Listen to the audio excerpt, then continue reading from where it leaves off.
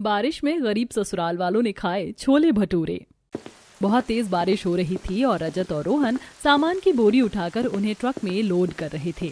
मैंने तुमसे कहा था ना, जल्दी जल्दी हाथ चलाना। देखो कमबख्त बारिश भी शुरू हो गई। अब मेरा सामान खराब हुआ तो मैं तुमसे ही भरपाई करवाऊंगा। नहीं साहब, ऐसा मत करना। हमने सारी बोरी रख दी है, बस 2 बोरियां और बची हैं, एक चक्कर में हो जाएंगी। हाँ मालिक, बस अभी करते हैं हम। अच्छा ठीक है, जल्दी करो। रजत और रोहन दोनों जल्दी से मिलकर बची दोनों बोरियां अपने कंधों पर उठाकर ट्रक में लोड करने के लिए लेकर जा रहे थे। लेकिन तभी कीचड़ में रोहन का पैर फिसल जाता है और वो गिर जाता है। मेरे भाई, क्या हुआ तुम्हें? रजत जल्दी से बोरी रख कर रोहन को देखता है। तुम ठीक तो हो ना? भैया, मुझे चोट लग गई। तभी वहाँ उनका मालिक आता है। हे भगवान, ये क्या हो गया? हाँ मालिक, मेरे भाई को चोट लग गई। अरे मेरी बोरी से सारी सब्जियां बाहर गिरकर खराब हो गईं। क्या तुमसे एक काम भी ढंग से नहीं होता? मैं इसी बात के पैसे देता हूँ क्या तुम्हें? माफ करना मालिक, लेकिन मेरा पैर फिसल गया था, इसलिए ऐसा हुआ। अब मैं तुम्हें तुम्हारे पैसे नहीं दूंगा। तुमने मेरा बहुत बड़ा नुकसान किया है। ऐसा मत कीजिए मालिक, हम सुबह से इतनी मेहनत से इतनी सारी बोरियां ढो रहे हैं, आप हमारे पैसे मत काटिए। क्यों ना काटूं? मुझे नुकसान हुआ है तो पैसे तो काटूंगा ही। 1 रुपया तक नहीं दूंगा आज तुम्हें। ऐसा मत कीजिए, घर पर बच्चे भूखे हैं, हमें उन्हें भी खाना खिलाना है। रोज की दिहाड़ी से ही हमारे घर का चूल्हा जलता है। रजत और रोहन के बार बार विनती करने के बाद भी महेंद्र नहीं मानता और आखिर में उन्हें केवल 100 रुपए ही देता है। पैसे लेकर बारिश में दोनों बड़ी मुश्किल से घर की तरफ जा रहे थे। गिरने की वजह से रोहन के पैर में चोट लगी थी और वह लंगड़ा कर चल रहा था। तुझे तो बहुत चोट लगी है, चल डॉक्टर के पास चलते हैं। अरे नहीं भैया, मामूली सी चोट है, इसमें भला डॉक्टर के पास जाने की क्या जरूरत? जरूरत क्यों नहीं है? देख कितना खून बह रहा है। नहीं भैया, डॉक्टर के बिना वजह पैसे ले लेगा। हमारे पास इतने पैसे नहीं है, हमें राशन भी लेना है। आप घर चलिए, मैं घर जाकर इस पर कुछ लगा लूंगा। लेकिन मेरे भाई। कोई बात नहीं भैया, मैं बिल्कुल ठीक हूँ। रोहन रजत की बात को बीच में काटते हुए कहता है और उसे डॉक्टर के पास ले जाने से मना कर देता है। वहीं दूसरी तरफ, हे भगवान, आज फिर से घर में पानी भर गया है। पहले ही छत कम टपक रही थी, जो ऊपर से पानी भी भर गया। हाँ बिल्कुल सही कहा, पूरे घर में पानी भर गया है। तो सही है ना दादी, हमारे घर में भी स्विमिंग पूल बन गया। हाँ, हम इसमें तैरेंगे। चुप करो, कुछ भी बोलते हो। इतना गंदा पानी घर में घुस रहा है और इन्हें मस्ती की पड़ी है। ये तो बच्चे हैं, इन्हें क्या ही पता। अब हमें पानी निकालना होगा। चलो बच्चों, तुम भी हमारी मदद करो। सभी बाल्टी की मदद से घर से बाहर पानी निकालने लगते हैं। बारिश में उन्हें बहुत परेशानी होती थी। वहीं दूसरी तरफ रजत और रोहन भी राशन लेकर घर वापस आ जाते हैं। रोहन को लगी चोट देखकर सभी घबरा जाते हैं। अरे बेटा, क्या हुआ? इतनी चोट कैसे लग गई तुझे? माँ, रोहन का पैर फिसल गया और वो गिर गया, इसलिए उसे इतनी चोट लग गई। तो भैया, आप डॉक्टर के पास क्यों नहीं गए? मैंने इसे बहुत बोला, लेकिन इसने मेरी बात नहीं मानी। क्यों? माँ, पहले ही हमारे मालिक ने आज हमारी पगार काट ली। ऊपर से जो पैसे हमें मिले वो भी मैं डॉक्टर को दे देता तो घर में राशन तो खत्म हो गया था ना, इसलिए मैं डॉक्टर के पास नहीं गया और हम थोड़ा राशन ले आए। हे भगवान, कितने मजबूर हैं हम। डॉक्टर के पास जाने के लिए भी पैसे नहीं है और ना ही पेट भर खाने के लिए। क्या होगा हमारा? कोई बात नहीं माँ, तुम चिंता मत करो। तब रजत जल्दी से रोहन को पलंग पर बैठाता है और पहले उसकी चोट साफ करता है और थोड़ा डेटॉल लगाने के बाद, डिटॉल से इसमें इन्फेक्शन नहीं बढ़ेगा। मैं हल्दी का पेस्ट लगा देती हूँ, उससे आराम होगा। रोहन की चोट का इलाज करने के बाद रिया सबके लिए खाना बनाती है और सबको परोसती है। क्या माँ, आज सिर्फ खाने में चावल ही है? माँ, हम सूखे चावल कैसे खाएं? हाँ बेटा, सूखे चावल तो गले से नीचे उतरते ही नहीं है। आज हम सिर्फ चावल ला पाए, कोई बात नहीं, हम कल थोड़ी सब्जी भी ले आएंगे। अजी, आप भी कितने नखरे कर रहे हैं। बच्चों का तो फिर भी समझ में आता है। अब जो मिला है वो खा लीजिए। आज पहले ही बच्चों को काम पर कितनी परेशानी हुई है। हाँ, मैं तो बस ऐसे ही कह रहा था, मुझे कोई परेशानी नहीं। सूखे चावल भी अच्छे होते हैं। चलो बच्चों, अब खाना शुरू करो। इस तरह उन्हें बड़ी परेशानी होती थी। दिन गुजर रहे थे और उसके साथ बारिश का मौसम भी अपना कहर बरसा रहा था। वहीं रजत और रोहन को भी काम करने में बड़ी परेशानी होती थी। एक दिन बच्चे घर के आंगन में खेल रहे थे, तब उनके पास मोनू आता है। और बताओ, तुमने आज क्या खाया? आज हमने दाल चावल खाए थे। मैं जब भी तुमसे पूछता हूँ तब तुम हमेशा दाल चावल का ही नाम लेती हो। क्या तुम्हारे घर पर सिर्फ यही बनता है? क्या तुम कभी कुछ और नहीं खाती? बनता है ना, हमारे घर भी अलग खाना बनता है। हमारे घर रोटी सब्जी भी बनती है। पिंकी की मासूमियत भरी इस बात को सुनकर मोनू फिर से हंसने लगता है। अरे यार, दुनिया में सिर्फ यही खाना नहीं होता, बहुत तरह के खाने होते हैं, जैसे पानी पूरी, नान और भी। अच्छा, तो तुमने आज क्या अलग खाया? मैंने तो आज छोले भटूरे खाए हैं। क्या कहा? छोले भटूरे? अरे भटूरे नहीं, भटूरे होते, भटूरे। भटूरे? हाँ भाई, हाँ भटूरे। ये क्या होते हैं? मैंने तो आज से पहले कभी इनका नाम भी नहीं सुना। क्या कहा तुमने? कभी भटूरे नहीं खाए? नहीं, मैंने कभी भटूरे नहीं खाए। कैसे होते हैं ये? अरे बहुत टेस्टी होते हैं, इन्हें खाकर तो मजा आ जाता है। इनके जितना टेस्टी खाना कुछ नहीं होता। तुम भी कभी खाकर देखना, मजा ही आ जाएगा। इतना कहकर मोनू वहाँ से चला जाता है और छोले भटूरों का नाम सुनकर पिंकी और चिंटू के मुंह में पानी आ जाता है। पिंकी, मुझे भी छोले भटूरे खाने हैं। हाँ, मुझे भी खाने। चलो हम भी मम्मी को जाकर बोलते हैं। दोनों बच्चे दौड़ते हुए घर के अंदर जाते हैं। अरे अरे, ऐसे कीचड़ के हाथ पैर लेकर दौड़े कहाँ रहे हो? जाओ पहले हाथ पैर धो लो, बारिश के मौसम में भी बड़ी दिक्कत है। दादी, हम हाथ पैर बाद में धोएंगे, पहले आप हमारी बात सुनिए, हमें बहुत जरूरी बात बतानी है। अच्छा, ऐसी क्या जरूरी बात है? बताओ बच्चों। बुआ, क्या आपने कभी छोले भटूरे खाए हैं? क्या छोले भटूरे? अचानक से तुम्हें छोले भटूरे कहाँ से याद आ गए? मैंने भी कभी बहुत पहले खाए थे, मुझे तो उनकी याद ही दिला दी तुमने। तब वो कैसे होते हैं छोले भटूरे? आपने हमें नहीं खिलाया, अकेला अकेला खा लिया। बड़े स्वादिष्ट होते हैं। और जब मैंने छोले भटूरे खाए थे तब तुम बहुत छोटे थे, तुम खाना नहीं खा सकते थे। तो अब हमें भी छोले भटूरे खाने, आप हमें भी खिला दीजिए। अब तो हम सब खा सकते हैं। हाँ, हमें भी छोले भटूरे खाने, मेरा बहुत मन है। अरे, अचानक से तुमने छोले भटूरे की जिद कहाँ से पकड़ ली? मोनू ने हमें बताया कि उसकी मम्मी ने आज उसके लिए छोले भटूरे बनाए थे, तो आप भी हमारे लिए छोले भटूरे बना दीजिए। मैं अभी नहीं बना सकती, हमारे पास उतने पैसे नहीं है और ना ही उसका कोई सामान। कोई बात नहीं, आप बाजार से ले आइए, लेकिन हमारे लिए छोले भटूरे बनाइए। हमें भी देखना है छोले भटूरे कैसे होते हैं। हमने तो कभी उन्हें देखा भी नहीं, हमें तो पता भी नहीं कि वो कैसे होते हैं। अच्छा ठीक है, बस करो, मैं बाद में तुम्हारे लिए बना दूंगी। तब तो दोनों बच्चे मान जाते हैं, लेकिन अगले दिन फिर से दोनों छोले भटूरे खाने की जिद करने लगते हैं। मुझे नहीं पता, मुझे छोले भटूरे खाने हैं। मैंने कहा ना, अभी मेरे पास पैसे नहीं है। मुझे भी छोले भटूरे खाने हैं। चुप करो दोनों, अभी जो खाना मिला है वही खा लो। नहीं, मुझे नहीं खाना ये खाना, मुझे बस छोले भटूरे ही खाने और कुछ नहीं। हे भगवान, दोनों इतने जिद्दी कैसे हो गए? अब मैं क्या करूं, मुझे कुछ समझ नहीं आ रहा। बेटा, बच्चों की क्या गलती, रोज रोज ऐसा खाना खाकर तो हम भी पक जाते हैं। अब तो मेरा भी छोले भटूरे खाने का मन कर रहा है, मेरे मुंह में भी पानी आ रहा है। अजी चुप कीजिए, कुछ भी बोलते रहते हैं आप। आपको पता है ना, हम सादा खाना भी कितनी मुश्किल से खा पा रहे हैं। हमारे घर के हालात कैसे हैं, तो हम भला छोले भटूरे कैसे खा सकते हैं? मुझे नहीं पता, मुझे एक बार छोले भटूरे खाने तो खाने हैं। मुझे भी चखना है कि कैसे होते हैं। दोनों बच्चों को गला फाड़ कर रोते देख रिया को भी बहुत बुरा लग रहा था। तब उसे एक आइडिया आता है। ठीक है, तुमने कभी छोले भटूरे नहीं खाए ना, तो मैं तुम्हें छोले भटूरे बनाकर खिलाऊंगी। क्या सच में मम्मी? हाँ, लेकिन पहले तुम अभी खाना खा लो, मैं कल तुम्हें छोले भटूरे बनाकर खिलाऊंगी। ठीक है।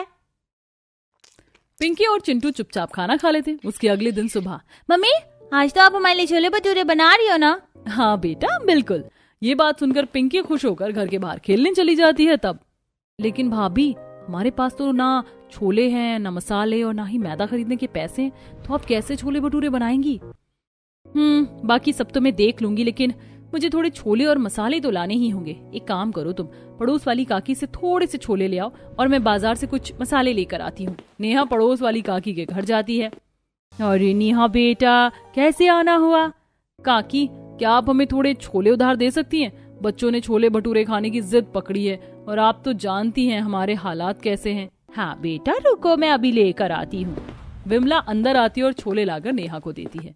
आपका बहुत बहुत शुक्रिया काकी। कोई बात नहीं बेटा। इधर नेहा छोले मांग कर लाती है और वहीं दूसरी तरफ रिया ने कुछ पैसे जोड़े थे, उनकी मदद से वो मसाले लेकर आती है। और घर आने के बाद, मैं जब तक छोले की सब्जी तैयार करती हूँ तब तक तुम आटा गूंथो। आटा? लेकिन भाभी आटे के भटूरे नहीं बनते हैं। हाँ लेकिन पूरियां तो बनती है ना। अब बच्चों को क्या ही पता कि भटूरे कैसे होते हैं। कम से कम पूरी बनाकर खिला दूंगी तो उनकी संतुष्टि हो जाएगी। भाभी मानना पड़ेगा, आपने भी कमाल आइडिया निकाला है। उसके बाद रिया छोले की सब्जी तैयार करती है और नेहा आटा तैयार करती है, जिसके बाद रिया गरम गरम पूरियां बनाती है और सबको खाने के लिए बुलाती है। ये आज हम छोले भटूरे खाएंगे। क्या सच में? फिर तो मजा आ जाएगा। रिया सबको खाना परोसती है, जिसे देखकर रमेश के होश उड़ जाते हैं।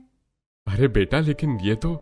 रमेश आगे कुछ बोल पाता उससे पहले रिया उसकी बात काटती है और उसे इशारा करते हुए कहती है, हाँ पापा जी, मैं आपकी बात समझ गई हूँ, लेकिन बच्चों का इतना मन था छोले भटूरे खाने का तो मैंने बना ही दिए। रमेश भी रिया की बात को समझ जाता है और ठीक है बेटा, मैं समझ गया। इस तरह बच्चे भी खुश हो जाते हैं। और कुछ दिन बाद बच्चे बारिश में खेल रहे थे, तभी उनके पास मोनू आता है। और दाल चावल खाने वाले बच्चों, तुम्हें पता है आज मैंने फिर से छोले भटूरे खाए हैं। हम हमेशा दाल चावल नहीं खाते, हमने भी छोले भटूरे खाए हैं। क्या कहा? मैं मान ही नहीं सकता, तुमने तो कभी उसका नाम भी नहीं सुना, तो तुम्हें क्या पता उनका असली स्वाद? मुझे तो पता है, तुम मुझसे झूठ बोल रहे हो। नहीं, हम झूठ नहीं बोल रहे, हमने पिछले हफ्ते छोले भटूरे खाए, मेरी मम्मी ने बनाए थे।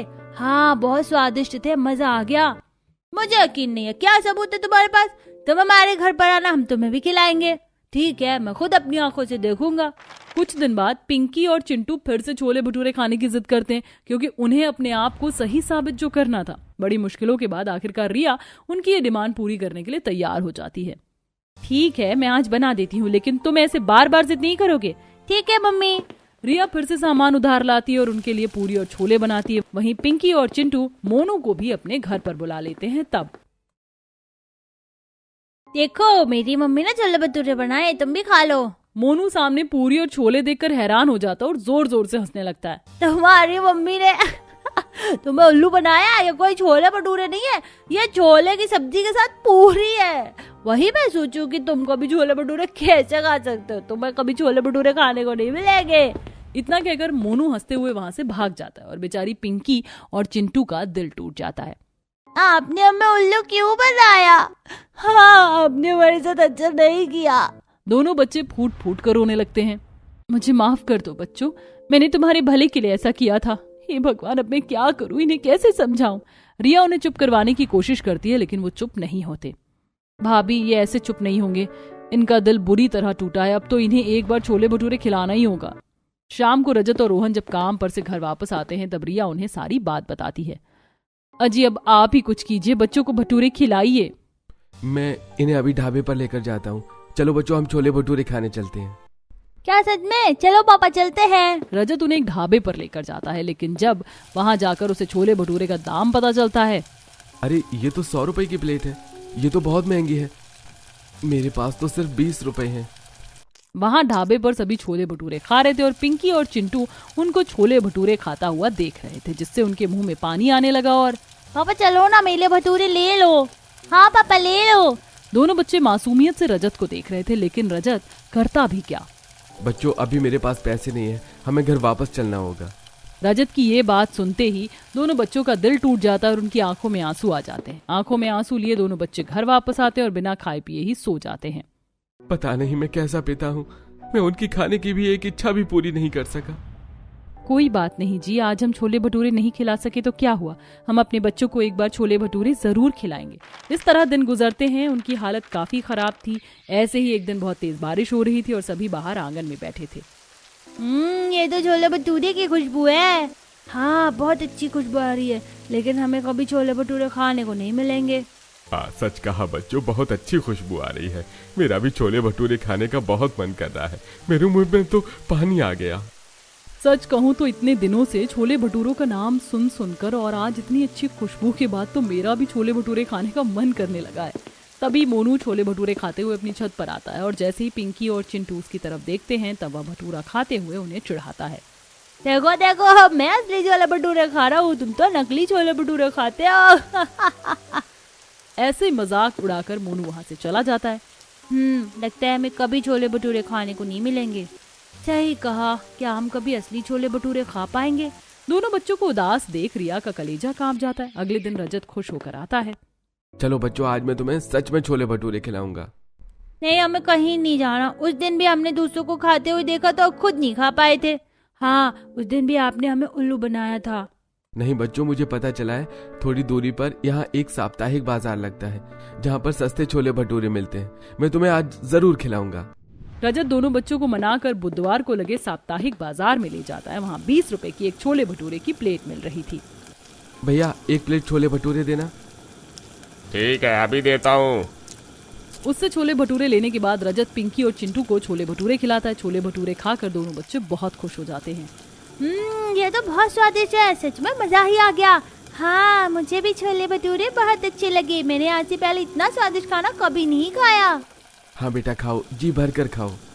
दोनों बच्चों को इतनी खुशी से छोले भटूरे खाता देख रजत को भी बहुत खुशी होती है। उसके बाद तीनों घर वापस आ जाते हैं।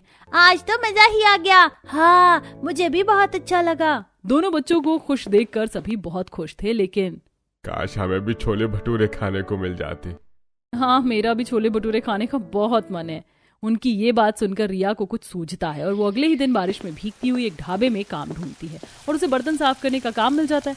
काफी दिनों की मेहनत के बाद जब उसे अपनी पगार मिलती है तो वह उससे छोले भटूरे बनाने का सामान लेकर आती है। आप सभी का छोले भटूरे खाने का बड़ा मन था ना, तो आज मैं सच में असली वाले छोले भटूरे बना रही हूँ। क्या कहा? सच में बेटा? फिर तो मजा ही आ जाएगा।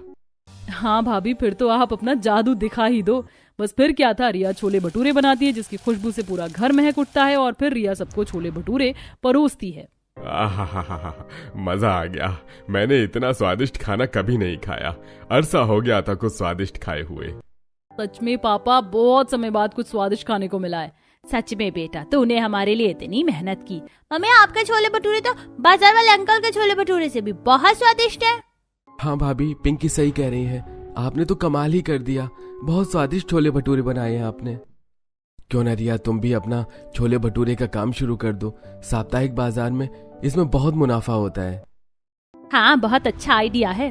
हाँ, ये काम बहुत अच्छा चलेगा। ठीक है, फिर आप सब कहते हैं तो मैं अपना काम शुरू करती हूँ। बस बिना कोई देरी किए रिया बारिश में अपना छोले भटूरे का काम शुरू कर दिया और हर साप्ताहिक बाजार में वह छोले भटूरे बेचने लगी। आइए आइए, छोले भटूरे खाइए, गर्मा गर्म छोले भटूरे, एक बार खाएं बार बार आएं। हल्की हल्की बारिश में उसके पास एक ग्राहक आता है। आप 2 प्लेट छोले भटूरे पैक कर दीजिए। मेरे बच्चों को आपके हाथ के छोले भटूरे बहुत पसंद हैं। जी मैं अभी कर देती हूँ। इस तरह रिया छोले भटूरे का काम शुरू करती है और उसे इसमें मुनाफा भी होने लगा और वह घर पर सबके लिए छोले भटूरे भी बनाने लगी, जिसके बाद अब बारिश में सभी छोले भटूरे का आनंद लेते थे।